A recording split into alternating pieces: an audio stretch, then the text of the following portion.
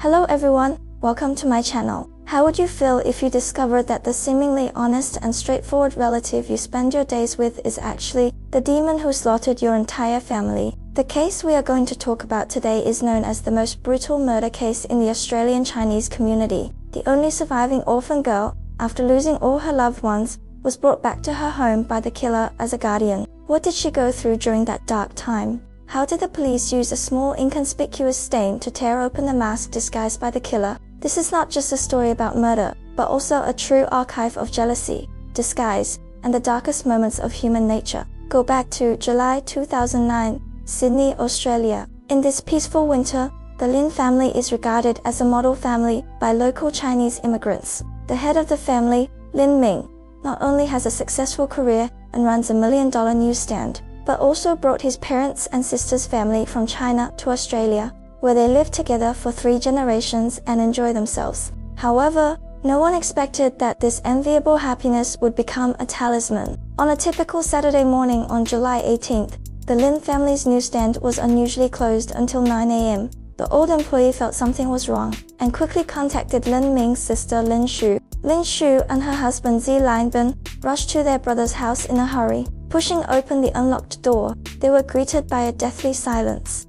As the couple walked up the stairs to the 2nd floor and pushed open the master bedroom door, Lin Shu let out a heart-wrenching scream. The wall was splattered with blood, and sister-in-law Lin Yanlei fell in a pool of blood. Immediately after, they discovered an even more terrifying scene in other rooms. Lin Ming's sister-in-law, and their 2 sons, who were only 12 and 9 years old, were all killed. The scene was so brutal that even the police officers who were used to seeing large scenes felt suffocated. The police investigation found that the perpetrator was extremely cruel, and all victims suffered devastating facial blows. There were no signs of forced entry at the scene, and no money was lost. This means that the killer has the key, is familiar with the structure of this house, and even knows that that night, Lin Jun, the only eldest daughter of the Lin family, was studying abroad and not at home. This is not a robbery at all. It is a carefully planned massacre. After the tragedy, Lin Jun, who was only 15 years old, became the only survivor of this family.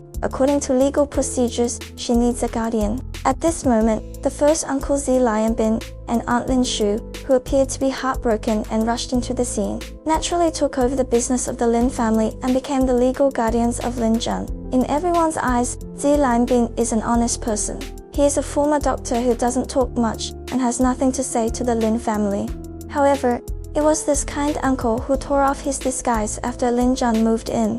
The girl who lost her parents and younger brother did not receive comfort at her uncle's house, but instead fell into another purgatory. She was continuously sexually assaulted by Zi Lianbin. At the same time, the police's keen gaze also focused on this kind-hearted uncle. Why did he quickly stop his wife and say, "Don't look," before seeing the body clearly on the day of the incident? Why did he insist on leaving the scene alone when his wife was terrified and needed companionship? In order to obtain evidence, the police conducted secret surveillance for several months. Finally, a seemingly insignificant action exposed him. The police deliberately leaked the information that the blood footprints on the scene were from the Arthur brand to Lin Shu. In the surveillance footage, Zi Lianbin, like a startled bird, secretly took out a shoebox of the same brand, cut it into pieces, soaked it in water, and flushed it into the toilet. This kind of behavior is tantamount to self-incrimination. More deadly evidence followed, one after another. The police found a nail-sized stain on the floor of his garage, numbered 91. This inconspicuous stain was sent to a top laboratory in the United States for analysis, and the result made everyone's backs cold.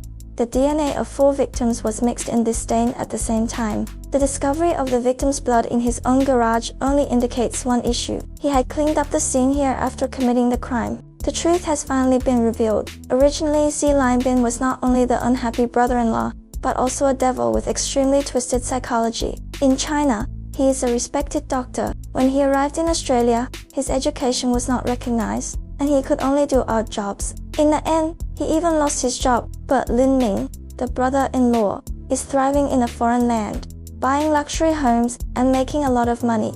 This huge gap gave rise to a snake-like jealousy in Zi Lianbin's heart.